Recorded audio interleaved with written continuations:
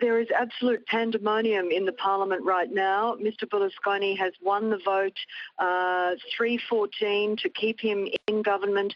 3-11 tried to support the vote of no confidence. So he's won by only 3 votes, and there were 2 abstentions. Now, the 3 people who changed sides, there were 2 from Gianfranco Fini's rebel group who at the last minute decided to vote with the government, and 1 from the small centre-left Italy of Values Party who was crucial there, changing his vote. So 3 have changed sides at the last minute. It's an astonishing result. So we've had some drama in the parliament. Drama that actually got quite physical at one point.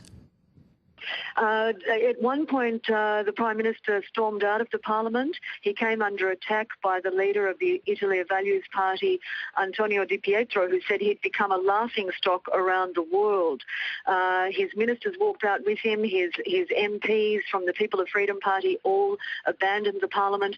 And once he came back, things settled down for a short time.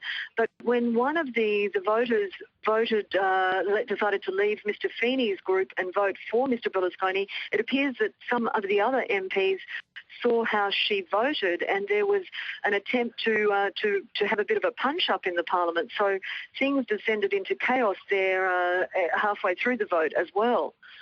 And what happens now? Does this mean that he now has free rein? Well, Mr Berlusconi will go forward, but it's going to be a very, very fragile situation, and many people here are speculating that this majority cannot really stay in place, and sooner or later this government is going to be dissolved and we will see other elections. And what does this mean for the everyday Italian, the average Italian who's been watching and waiting for this result today? Well, there's plenty of action on the streets of Rome at the moment. Demonstrators a short time ago tried to storm the parliament. There are 2,000 police on the streets, and thousands of demonstrators have converged on Rome.